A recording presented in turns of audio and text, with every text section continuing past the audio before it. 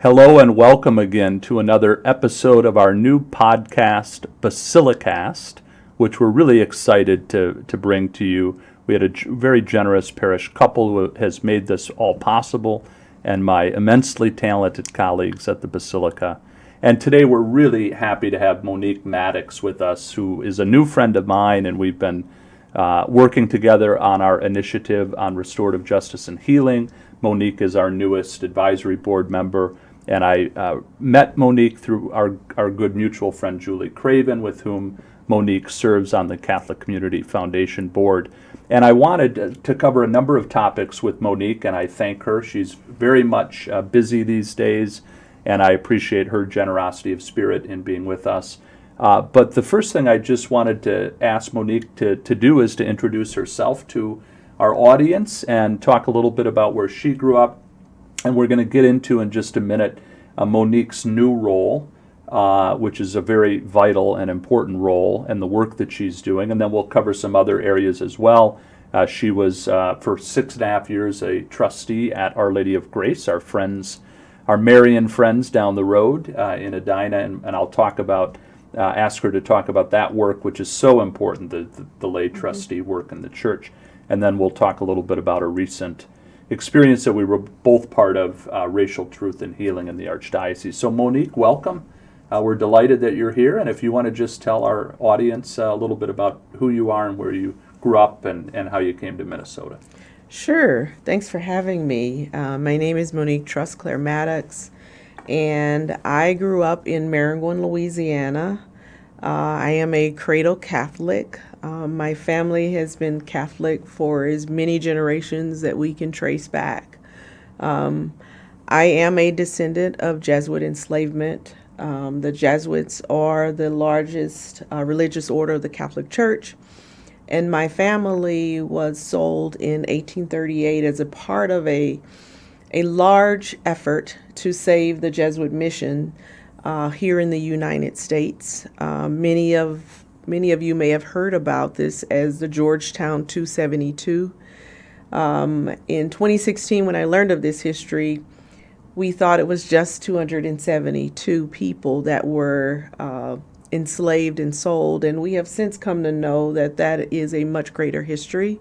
There were actually 314 men, women, and children that were sold in that particular sale, which was the second largest slave sale in America. Wow.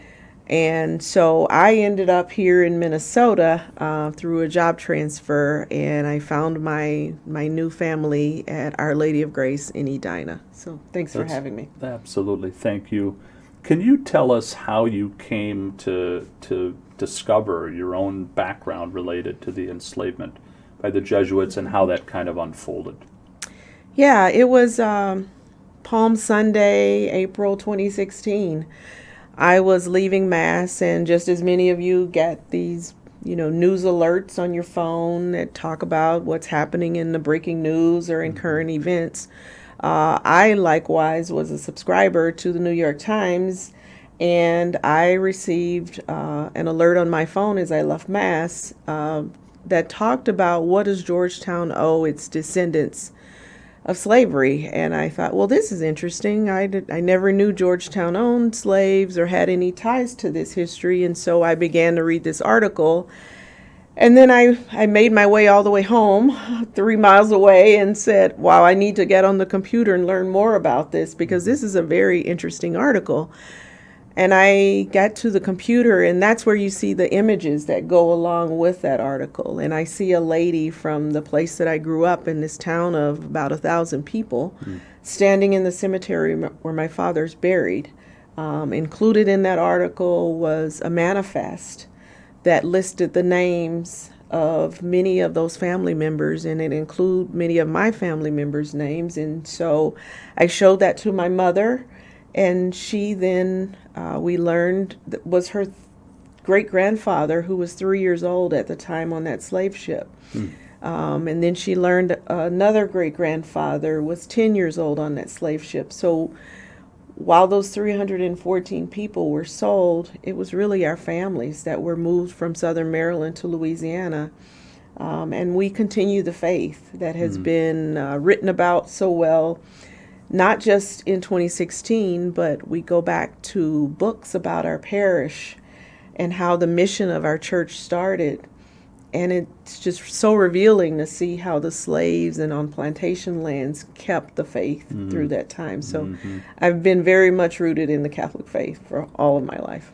Yeah, I appreciate you sharing the background of how you came to know this information. One of the things with regard to your Catholic faith that I've heard a number of Black Catholic folks that I've gotten to know is how important the Eucharist is. You know, this idea that all of you have experienced harm, and at times injustice, and at times, just being dismissed or unseen, unheard, and yet so many have remained, and it's compelling. Can you talk a little bit about your own journey? We're going to go back to the topic of the work that you're doing now, but just your own experience of the Catholic faith and the Eucharist. And I know from you speaking in other forums that it's also provided an opportunity and a source of grace for healing and forgiveness. The Eucharist has always been something that we've cherished as a family. Missing Mass was like a sin to us. My grandmother had me sit on the first pew, and I couldn't turn to the left or right. I couldn't raise my hand, yawn, or anything. I had to be fixated on that altar. It was like torture, but we were there every Sunday, and so that has stuck with me, not just to attend Mass every Sunday, but to also participate and take the Eucharist. And I grew up in a place that wasn't always welcome. It was the very deep South, and it was a very divided community. And so we always cherished. We always wanted to go to the priest to get communion because we felt like that was a more reverent place to receive it. I then became a Eucharistic minister and later in my career and learned that, it is something that is a privilege to give as a lay person as well. Our family absolutely loves the church. We absolutely loves that healing and sense of wholeness that we get from accepting the Eucharist. That's beautiful. Can you talk about how you have come into this new role and maybe describe the role, the significant leadership role that you have in responding to that significant generational harm and your work with the Jesuits? We have, as Descendants, once we learned this history, began to say, what is our response going to be to this history? And we, as Descendants, began as leaders galvanizing and coming together with the Jesuits in a healing circle and a lot of dialogue to say, we got to the point where we said, you committed this sin. You've admitted to committing a sin. You've given an apology, but you can't set the terms of your penance. We are going to lead you there. And how can you as priests look at us in a way that we can fully respect the church and respect all that the church brings to us through you if you can't follow our lead in accepting the penance that we are granting? And so we've offered to create a moral path for this reconciliation. There was no legal suit. There was no legal settlement. What better way to bring the church whole than to have a moral path forward? And so we partner as Descendants with the Jesuits and creating initially a $1 billion foundation. That is our vision. And the Jesuits have committed to the first $100 million of that vision. Okay. And what is your particular role in that? Well, if you had asked me 6 months ago what my role was, I was board chair and CEO of this foundation. But I've since realized that I couldn't do this part-time. This is where my heart is. My heart is in making generational impact, not just to our family members, but also to America in the space of truth, racial healing, and transformation. And so I was asked to be the president of this foundation. And that is what I do full time. Wow. I go out and speak on this mission. I bring people closer to understanding the truth, whether they are Jesuits or whether they are lay people, whether they are descendants. And so that's what I spend my entire life doing now. And what does that entail, that work? What are you doing? Are you traveling? Who are you meeting with? I mentioned the Jesuits, so I do meet with Jesuits in formation, and I meet with Jesuits that are providing guidance to others.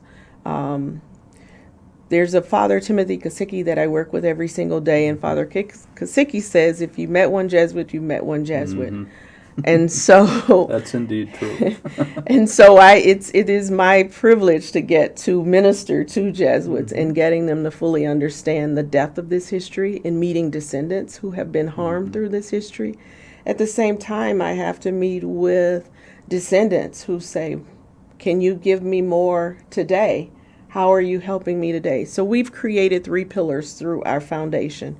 And those 3 pillars are focused on truth, racial healing, and transformation. They also are focused on educational aspirations for descendants. Post-secondary at this time is where we're focused. And then we also want to help our elderly and infirm by giving them housing support as well as emergency medical needs. And I'll go on to say a little bit further about why we chose those pillars. Okay. The elderly and infirm was a piece that in the conditions on the sale of our families, the Jesuits promised to keep our families together. That didn't happen. They also promised to care for the elderly and the infirm. That didn't happen. And so through that, we said, you've harmed our families, you've broken us apart. We're still trying to learn who all the descendants are.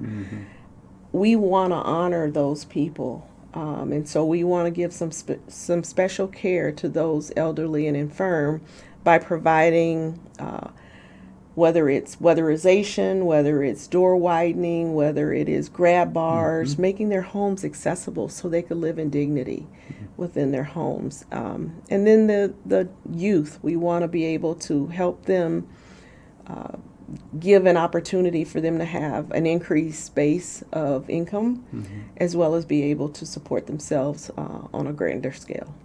That's wonderful. What you describe in setting forward a moral pathway that you all would lead in terms of this is what we need is very consistent with restorative justice. And, you and I both do that work on the Initiative on Restorative Justice and Healing. The work that you're doing is so rooted in restoration. And it's the idea that those who have been harmed and the generational harm have needs in justice for restoration and know better what particular needs have to be accounted for and attended to. And I think it just is beautiful that you all are coming forward, and you have such a gracious manner and style and such a strength of character that I've come to know and really admire, that you're able to lead in that way, and when you do get pushback, to say no and to repeat, this is what we need and this is why. How has that been met? As you mentioned, Father Tim, I think it's Tim. That's correct. It says a true thing. It's actually true of diocesan priests as well. When you met one diocesan priest, you've met one diocesan priest. What has been the Jesuit response? I would imagine it's been mixed. But are you feeling like you're making some headway? Jesuits are excited to meet me. They are excited to say, I've met a descendant. This is the first time I've met a descendant. And I say to them, this history is the first time I've met a Jesuit. Jesuits didn't come to Louisiana with us, with our families. So we had to learn the principles that our family of Ignatian that was sent down to Louisiana with us. We carried those forward. As our family members were loaded onto the ships and handed rosary beads, which has been widely documented, they prayed for themselves, they prayed for salvation, they prayed to God, and that's what they were told to do. And so the grace that I show is what has been rooted in me throughout my life. It's what our families have had. to endure, that we show the resilience of taking something that is so gravely hurtful and being able to speak about it. And not everybody can speak about it. Sure.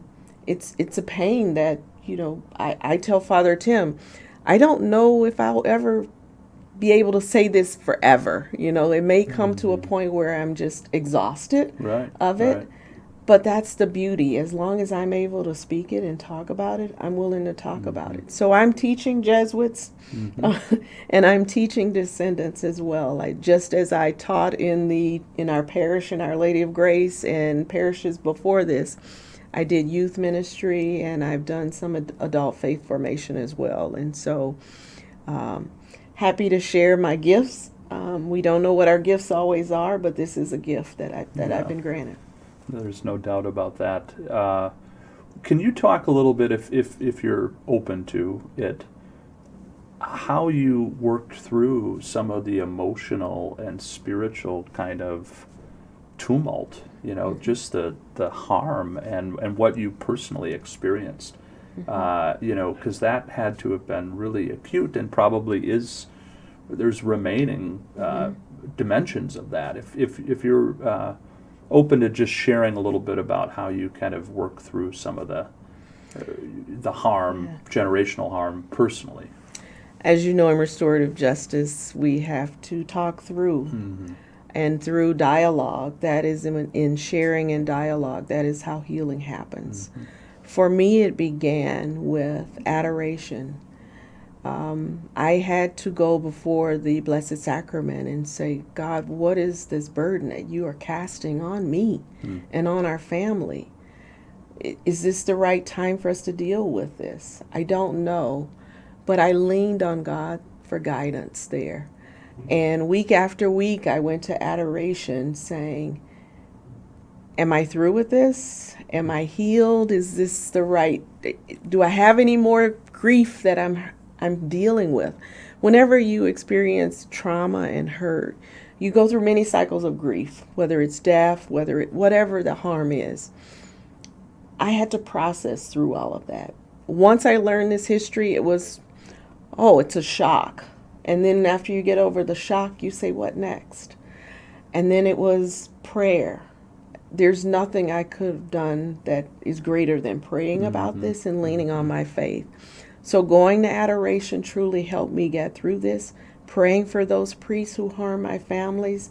I didn't want to just carry a burden. That's why God is there, to relieve us of those burdens. So once I said, I'm free of this burden, God, your will be done. And once his will is done, there's nothing more I need to do but just float along the way. Right. And that's where I am.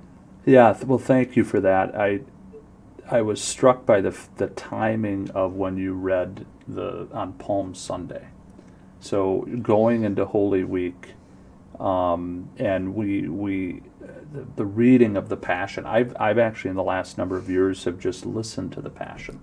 I don't read just because I try to absorb it on Palm Sunday and Good Friday, and it prepares me for my own preaching and entrance into the Triduum.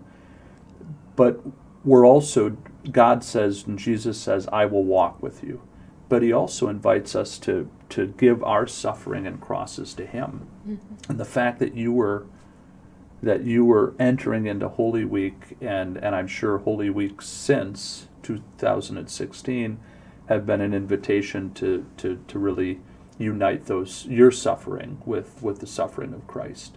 And I don't know if you have a word or two that you want to say about that, but it just the probably providential timing of that Palm Sunday entrance into what has now been 8 years of moving through this. And I can't tell you if it's been 8 years that it pained me to go through those readings. Sure. But it has been with me for some time to say, crucify him. It hurts me. It hurts me to my core because I feel like, who am I to condemn? Who am I? And so that's the piece that I have to give up. So sometimes I do sit out saying some of the parts of the readings because it is hurtful. It is a time where you are giving up, but we come on the other side of that and we say, wow, this is something beautiful. And so that's the beauty of Easter, is to see that resurrection. And I feel like through this history there is a God and there is a resurrection that we can all celebrate. Yeah, amen to that. You and I recently took part in a racial truth and healing event in April in the Archdiocese. And, I found it very, very profound. You were one of the panelists. Our friend Cynthia Bailey-Mans did a beautiful job in her keynote, and she's done global work in the Universal Synod.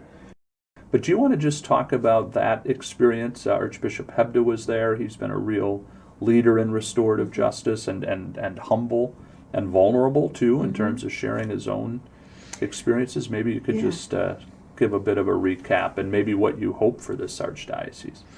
It was a great time where Catholics could come together, especially Black Catholics, where we talk about the harms that we've experienced within this own Archdiocese.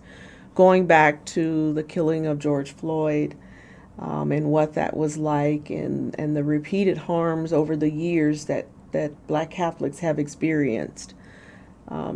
All of those are traumas for people to have to heal from. Sitting in healing circles allows you proximity to others, to be able to hear and listen and learn and heal together. Those are the components that we found so profound. How do we go out and speak our truth? I often tell people in this work, take these messages home and have them in your own homes around tables that are within your own safe space. Tell everybody when you go to your home what you learned today, and be able to have that dialogue in that safe space. No one has to know you're having that dialogue, but it helps others be more comfortable with the conversation. And if they go to another table, they can have that conversation within that table. People are so afraid of going on a national stage or what they feel is a large stage, whether it's in their own parish, whether it is at the Synod. They're so afraid of what others are going to think about how they feel. Yeah. If you start this work in your own homes and then expand that outside of your homes with one person at your table, taking that to someone else, then that mission and that circle becomes bigger and bigger, and it doesn't feel as overwhelming to you. That's great. I am thinking that I'm going to integrate that into my own teaching and the approach to restorative justice. I remember one time our family, and this was not what our family would do, but we went around the table on Thanksgiving and just talked about what we were thankful for. And it was so beautiful hearing my siblings. One brother who has diabetes talked about what he was grateful for, my own father. And I think we can, we believe in the Catholic faith that in the domestic church, the church begins at home. And so that sort of intimate sharing about your hopes and dreams, your challenges on a daily or weekly basis, that can then have positive ripple effects outward. And I just think that there's so much potential. One of the things I talked about at the event was the dynamism of restorative justice and Catholic social teaching, because they're both prophetic, they're both oriented to personal and communal healing. The principles of Catholic social teaching, the dignity of the human person, solidarity, the common good, the preferential option for the poor and vulnerable, all really speak and work well with the values of restorative justice. And the other thing we said is that if we can heal, you were the first one to say this at the event, and then I kind of piggybacked on it, if we can heal and build up our Catholic communion in the United States, we have the potential as a leaven to help heal this really wounded country of ours. we're 1/4 of the population. Of course, there's Republicans, Democrats, Independents, but if we behave and act and live our lives in a manner consistent with what Jesus taught us, just think of the positive impact that Catholics could have, including in the area of restorative justice and Catholic social teaching. Any thoughts about that?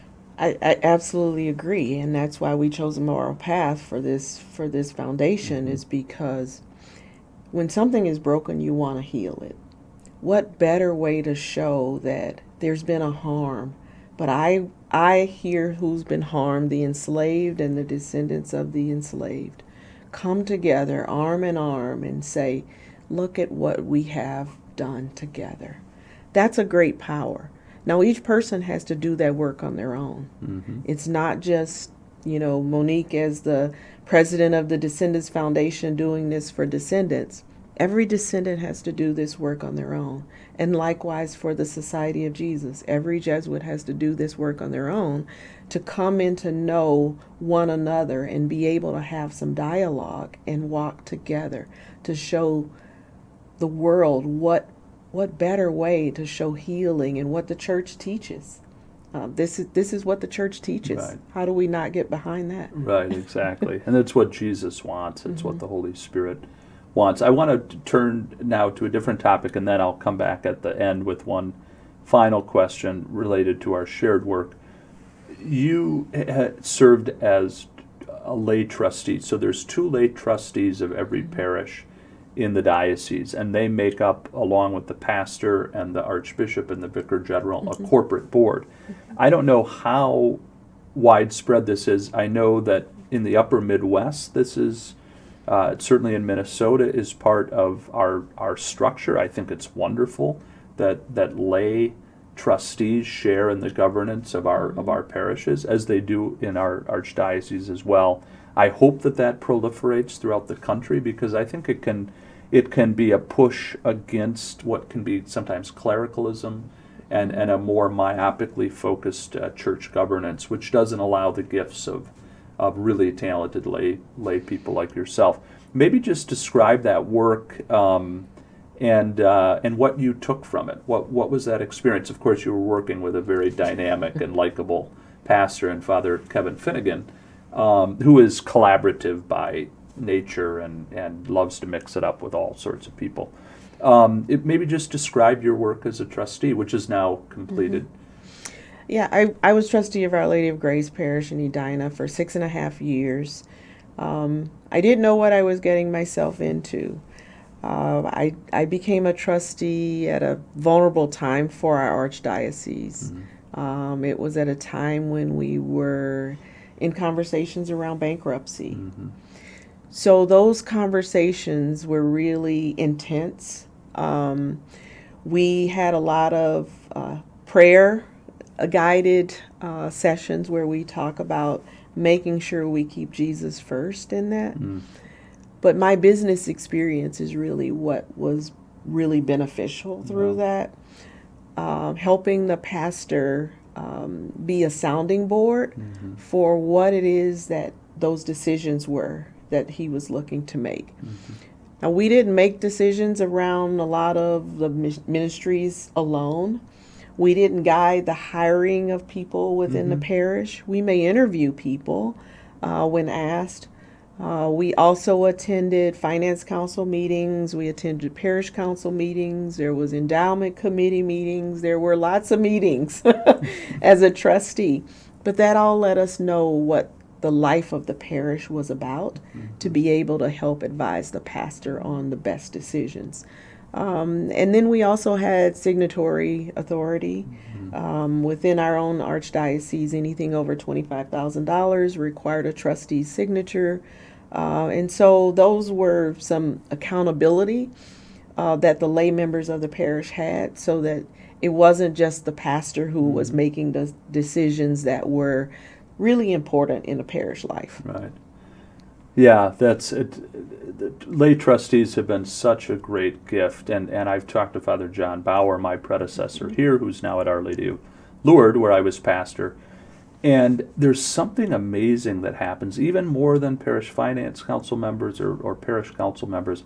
It's like our experience, and I talked to other brother priests, it's like God chooses the lay trustees who we choose. But it's like God chooses these people, and we just go, okay. And the reason I say that is I have worked with an extraordinary group of parish trustees at St. Peter in North St. Paul, St. Edward, where I was just there 6 months, in West Bloomington, Our Lady of Lourdes, and now here at the Basilica, where we have Tom Paul and Susan Link. They're terrific. Susan's a lawyer. Tom was a very successful executive at United Health. And the amount of wisdom they bring, and humanity, and the sounding board that you talked about, they're dealing with all sorts of complex issues. They're accessible. I just think it's a great model, and I thank you for your service. I'm sure you were terrific, and and I hope that God will continue raising up wonderful trustees in the church. I want to just end by asking you a question, and then ask you for any closing thoughts that you have. When we were looking to invite you to join our advisory board, so our initiative on restorative justice and healing launched in September of 2021 in the middle of the pandemic. We've had a terrific group of advisory board members, and from all over the country. And you had gotten to know Julie Craven, and we had lunch together, and I said, boy, Monique would be terrific, but I thought you would say no. You're very busy. You and Julie are on the Catholic Community Foundation board, and we give Ann Cullen Miller, whose great uncle was one of the first pastors of the Basilica, a shout out, because the event that we were talking about would not have happened without Ann's really vital leadership on our Catholic Restorative Justice, Catholic Coalition for Racial Justice. Tell me why you said yes. You delighted and surprised both Julie and me, and we're just so happy you're part of our initiative. I feel like I have a voice to share in this space. You mentioned the calm that comes with it. All of that is through prayer. Mm-hmm. I'm very reflective, and so through that, I'm able to think through where we can best meet the needs of people. Mm-hmm. This initiative that you and Julie and others invited me to participate in is one where I feel like we have an opportunity to go on a global scale, Mm-hmm. and be able to share the good news around restorative justice, racial healing, and it's another vehicle for me to share those gifts that I've been afforded with this group. And so I was happy to join and be able to meet more people in this work. It takes a village, and Yep. so I thank you for inviting me into your village, Yeah. and I welcome you into my village. Great. Monique was part of a fantastic panel. We had the first in-person National Catholic Restorative Justice Conference that IRJH hosted along with the Catholic Mobilizing Network, and Monique was on a terrific panel that was moderated by Dr. Yohuru Williams, Mm-hmm. Archbishop Fobb, who was one of your first pastors in Louisiana, who's now Archbishop of Louisville. He was on the panel. It was a terrific conversation. Samuel Torres, and so we'll put up the link to that panel as well. Father Dan, if you could share why you began this work of restorative justice. Yeah, thank you for asking that. In 2013, I was asked to be delegate for Safe Environment in the Archdiocese. And I remember the date that I began, August 15th, 2013, and I've had a strong Marian devotion for a number of years as a priest. And when I got the letter and I saw that date, I kind of thought, this is going to be more complex than the Blessed Mother has her hands in calling me into that work. And it was a really tumultuous time for the Archdiocese. You had referenced the bankruptcy, and we ended up having a very challenging time. We had a number of resignations in the diocese. There was news reports of multiple missed red flags with regard to a former priest who went on to abuse minors. We entered into bankruptcy. We were criminally charged by Ramsey County. Archbishop Neinstedt resigned. And then Archbishop Hebda came in 2015, and we both know him as a friend, and he's a humble leader. We had a number of terrific, good people in the Archdiocese, Tim O'Malley, Susan Mulheron, and then John Choi, the county attorney of Ramsey County, and I think a providential move, put 2 restorative justice provisions in the settlement agreement with the Archdiocese, in part because he had been talking to Hank Shea, who's our faculty fellow on our IRJH at St. Thomas. And what happened is, the work of healing and restoration in the diocese began to happen. And God puts the right pieces in place. The experience I had in 2013 and 14 was really challenging. All the more challenging it was for victim survivors of clergy abuse. But I remember where I was when I was reading files. I remember just seeing the mistakes that we had made, the red flags that we had missed, the harm that people had experienced. And I was happy to move out of that work, and I don't think a priest should be a delegate for Safe Environment. It should be a lay professional like Tim and Paul Iovino, who's in that role now with all sorts of experience that's germane to their work. But then what happened, Monique, to your question, is what I believe is God's providence. We did a pilot parish program in the Archdiocese in response to that settlement agreement, and there were 3 parishes that were asked to pilot restorative justice programming. Our Lady of Lourdes, where I was pastor at the time, Basilica of St. Mary, where I am now, and St. Joseph the Worker in the western suburbs. And I ended up being open to the work of restorative justice, and then felt a call within a call. Just like God had called you to the work that you're doing, I can remember where I was. I went on a short retreat where I really felt the call to get more into this work formally. I then came back and talked with Archbishop Hebda, and he's always so consultative. We prayed about it for a number of months, and then he appointed me in 2019 as the first liaison for restorative justice and healing, along with Paula Kempfer, who does that work as well. So it's been beautiful work. It led to the initiative on restorative justice and healing. Rob Vischer, who was at this event, the University of St. Thomas president, he's a very smart fellow. He said, focus on the areas that you know, because I was looking at doing some writing, and he said, do the work and the study and the writing consistent with the experiences that you've had. And so then I've done some writing in this work, and that led to the launch of the initiative.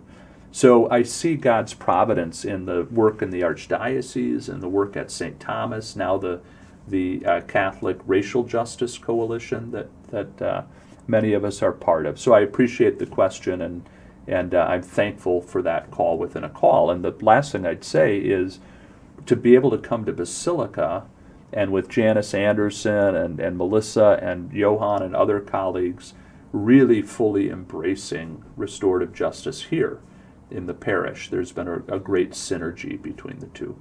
I have one other question for you. Sure. How do we increase the number of people who believe in this restorative justice mission? Boy, it's a great question. The event that we were recently at hopefully can show the positive ripple effects of restorative justice. I have to say we've got a significant knowledge gap that we have to overcome. I would love if priests of the Archdiocese in their study day would take up this topic. I've asked for that. Because what happens is people prejudge it like I did. They think it's soft, ethereal, new age. It's actually not. And I learned that through experience. Lawyers and priests are the most skeptical that I've found when we talk about restorative justice, and I'm one of each. But to your question, I think the more programming we can do, the more, usually the folks that you get in the room are the ones whose hearts are already open. But how do we reach the broader Catholic communion and really tell that story of restorative justice that aligns with synodality, that aligns with Catholic social teaching, that aligns with the healing power of Christ and the power of the Holy Spirit. I think the potential of this work to bring positive ripple effects is tremendous. Your question is going to invite me to think more creatively, and I'd love to do that thinking with our IRJH advisory board. How do we spread the word?